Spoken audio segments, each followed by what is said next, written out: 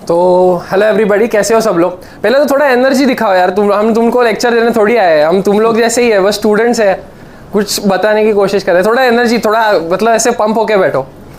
तो हाँ, अच्छा लग रहा है अभी। हाँ, मज़ा आ रहा है ना। तो हाँ, तो अभी मोस्टली तो उसने बता ही दिया है, तो मेरा उससे बहुत अलग है। अच्छा, तो पहले मेरा बैकग्राउंड बता देता हूँ। तो मेरा बैकग्राउंड है होटल मैनेजमेंट, ठीक है। तो मैं इन शॉर्ट वेटर होने के लिए निकला था, ठीक है। ज़्यादा से ज़्यादा रेस्टोरेंट मैनेजर अगर लग था तो। कोई वर्क एक्स नहीं, फ्रेशर हूँ अभी, 21, I am just 21 right now. तो ऐसा था, सेकेंड ईयर में मैंने जान लिया था कि ये अपना फील्ड नहीं है, बहुत काम रहता है, 13-14 घंटे, ये अपने से होगा नहीं। और मैंने ओलंपियाड्स बहुत दिए थे। तो आप सब लोगों में से जानना है कि किसने स्कूल में ओलंपियाड्स दिए क्या। मैथ्स ओलंपियाड, साइंस ओलंपियाड जो रहते थे, किसी ने नहीं दिए है ना। तो वही मैं बताना चाहता हूँ कि CET is equivalent to that olympiads. तो सबसे पहले जब मेरी सीईटी प्रेप की शुरुआत हुई ना, तो मैंने क्या किया, 4th, 5th, 6th स्टैंडर्ड के ओलंपियाड्स बुक्स जो थे मेरे, जो ऐसे रद्दी में रखे हुए थे, उनको बाहर निकाला और उनको पढ़ना शुरू किया। क्योंकि सीईटी का difficulty level is at par with that olympiad books. तो आप लोग जिसको भी मतलब सीईटी मेन एम है ना, तो पहले तो ओलंपियाड की जो बुक्स है या फिर जो 10th तक का मैथमेटिक्स है ना, उतना ही लगता है, ज़्यादा कुछ डिफिकल्ट नहीं है। और हाँ, सेकेंड थिंग, इंपॉर्टेंस इस चीज़ को दो कि तुम लोग की एग्जाम कौन सी है वो फिगर आउट करो। तो ये मैंने बहुत पहले कर लिया था। मैंने सेकेंड ईयर से ही, मेरे कॉलेज के second year, while I was graduating, second year से ही मैंने सारे एंट्रेंसेस देना शुरू कर दिया था। तो मैंने पहले सीईटी दी, CET was the last entrance for second year. तो उसमें मेरा स्कोर आया 98.3 and that was like 3-4 days का preparation, honest preparation, but 3-4 days. तो मेरे को पता चल गया था कि हाँ बाबा, मतलब कुछ MBA सीईटी में हो सकता है अपना आगे। फिर आया कैट, सबसे टास्किंग, मतलब पढ़ाई तो वैसे भी कुछ की नहीं थी, और होटल मैनेजमेंट में मैंने बस वो बर्तनों से खेला था। तो उधर जाके जब मतलब फिर वो एग्जाम ने मेरे साथ खेला और मेरा स्कोर आया 69। तो मतलब स्कोर तो बुरा, बट नंबर भी ऐसा कि घर पे भी नहीं बता सकता।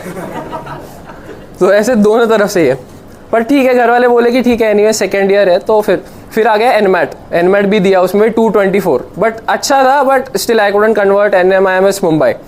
फिर SIBM के लिए वो स्नैप दिया, उसमें भी 80-84। तो तब मेरे को क्या समझ आया कि एग्जाम पैटर्न के हिसाब से the exam which was most suited to me. हाँ, CMAT भी दिया, CMAT में अराउंड 3200 रैंक आया, तो 93.7 परसेंटाइल। तो मेरे को ये बात तो समझ आ गई कि एग्जाम कौन सा मेरे लिए सही है, जिसमें मैं भी स्कोर कर सकता हूँ और जिसका पोर्शन मेरे लिए सबसे ईजी है। तो वो भी फिगर आउट करो तुम लोग, क्योंकि वो इंपॉर्टेंट सबसे ज़्यादा इसलिए है ना, क्योंकि तुम लोग का एग्जाम अगर फिक्स हो जाता है ना, फिर तुम लोग उसी तरह से तैयारी कर सकते हो। और सीईटी एक बार अगर तुम लोग का फिक्स हो गया है ना, तो सीईटी में तुम लोग को पोर्शन के बारे में भी उतना ही पढ़ना है जितना तुम लोग को एग्जाम पैटर्न के बारे में पढ़ना है। क्योंकि सीईटी ऐसा है ना, CET is a very vicious circle. CAT में तुम लोग के पास टाइम रहता है, CMAT ईजी भी रहता है और टाइम भी रहता है। सीईटी का ऐसा रहता है ना, ईजी इतना रहता है कि तुम लोग सम सॉल्व करना शुरू करोगे, बट वो कभी खत्म नहीं कर पाओगे।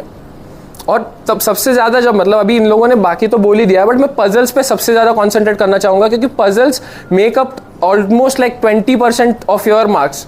तो पजल्स इतने ज़्यादा आते हैं, और पजल्स का ऐसा होता है ना, 1 मार्क का सवाल रहता है तो तुम लोग कैलकुलेट कर सकते हो कि 40-50 सेकंड में अगर सॉल्व नहीं हो तो अगले सवाल में जाना है। बट पजल्स क्या करते हैं, तुम लोग को खिला के रखते हैं कि 5 मार्क का पजल है ना, तो तुम लोग 5-6 मिनट उसको सॉल्व करने में लग जाओगे, और 6 मिनट के एंड में तुम लोग को पता चल जाएगा कि 6 मिनट भी गए और पजल भी सॉल्व नहीं हुआ। तो व्हाट आई सजेस्ट इज कि पजल्स की मैक्सिमम प्रैक्टिस करो, क्योंकि कैसा है ना, पजल्स की अगर प्रैक्टिस करोगे तो पजल तुम लोग का स्ट्रॉन्ग पॉइंट बन जाएगा। और वो एक बार स्ट्रॉन्ग पॉइंट अभी, हाँ, सेकंड इंपॉर्टेंट थिंग, अभी मेरा स्लॉट 2 था, तो मेरे को कोई जज नहीं करेगा। हाँ, जज नहीं करेगा, क्योंकि मेरा जो भी परसेंट। हाँ, और एक सबसे इंपॉर्टेंट चीज़ कि इन लोग मतलब ये जो थे वो बोले कि JBIMS नहीं मिला तो हम लोग डिसअपॉइंटेड थे। सिडनम मिलने के बाद सबसे ज़्यादा खुश मैं था। क्यों? क्योंकि I was aiming for PUMBA. Pune का आदमी, 21 साल पुणे में रहा, गवर्नमेंट कॉलेज आते जाते दिख जाता था। पापा बोलते थे गवर्नमेंट कॉलेज है, फ़ी भी कम है। तो पापा खुश, मैं खुश कि पुम्बा चाहिए अपने को। और सर बोलते हैं हमेशा कि तुम लोग जब JB ट्राई करोगे तब कहीं सिडनम मिलेगा, जब सिडनम करोगे तो वेलिंगकर मिलेगा, वेलिंगकर करोगे पुम्बा मिलेगा। तो मैंने एम रखा था वेलिंगकर का कि चलो पुम्बा मतलब तब तो मिल ही जाएगा। तो एट द रिजल्ट डे, हाँ और एक चीज़, सॉरी मैं थोड़ा वो टर्न ले रहा हूँ और मेरे को ऐसे ही रिकलेक्ट हो रही है सारी चीज़ें। तो मेरा सेमेस्टर, मतलब मेरा जो लास्ट सेमेस्टर था उसका लास्ट एग्जाम भी CET के एक दिन बाद था। तो 25 अगस्त को मेरा CET का स्लॉट 2 था और 26 अगस्त को मेरा फाइनल एग्जाम था। तो मैं CET लिख के घर गया और घर से फिर से नेक्स्ट एग्जाम का प्रिपरेशन शुरू किया। और कैंपस प्लेसमेंट में मेरे को जॉब लगी थी, तो मैंने कहा कौन ही करेगा यार जॉब, वैसे ही वेटर वाली की जॉब लगी है तो मैं नहीं कर रहा जॉब। वैसे पोस्टिंग नागपुर में थी तो मैंने सोचा मैं नहीं कर रहा जॉब, क्योंकि मेरी प्रिपरेशन हो गई थी, लास्ट ईयर का स्कोर था 98.3, तो मैं सेट था फुल। सेकेंड डे का फर्स्ट स्लॉट दिया। मेरे को अभी भी याद है, मेरा और एक दोस्त का, मेरी एक फीमेल फ्रेंड है, उनका एक दिन में स्लॉट आया था, एक ही सेंटर पे आया था। हम लोग गए, देखा हमने पेपर, पहले तो 2 मिनट पूरी शांत, मतलब पूरी शांतता ही थी। मेरे को तो लगता है वो सबसे शांत सेंटर रहा होगा स्लॉट 2 वालों का, क्योंकि मौत थी सबके चेहरे पे उस दिन, सबके चेहरे पे मौत लिखी हुई थी। और हम लोग तो एक दूसरे, मतलब लिटरली हम लोग पेपर छोड़ लिखने के बजाय एक टाइम मतलब हम दोनों ऐसे डायगोनल बैठे थे, तो हम लोगों ने खड़े होकर एक दूसरे की तरफ देखा, नहीं तेरा भी सेम ही आया है ना। और मैं अभी एग्जैजरेशन नहीं है, बट उस दिन बारिश हुई थी पुणे में, तो 25 अगस्त, हैवी रेन्स। हम लोगों के बैग में रेनकोट था, हम फिर भी भीगते भीगते घर आए थे कि बॉस कुछ नहीं होने वाला। मैं इतना श्योर था कि कुछ नहीं होने वाला। मैंने वो जॉब ज्वाइन भी कर ली थी, 1 महीना में नागपुर जाके जॉब करके भी आया।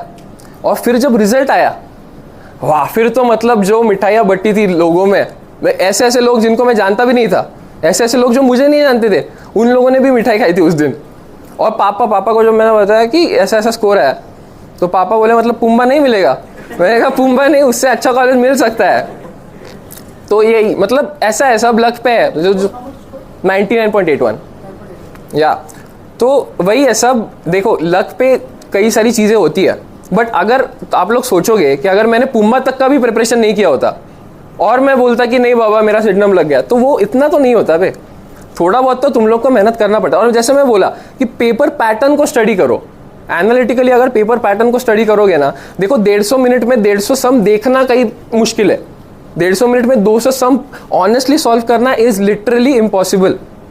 तो it is totally dependent upon your skill of segregating between questions, कि ये क्वेश्चन मैं कर सकता हूँ 100% और ये क्वेश्चन मेरे को 10 मिनट भी दो तो भी नहीं सॉल्व कर सकता। और in CET you will have to be that tough कि अगर मेरे को ये थोड़ा सा भी नहीं आ रहा है ना तो छोड़ दो, कुछ नहीं है, तुम लोग उतना आगे जा रहे हो अपने कॉम्पिटिशन से।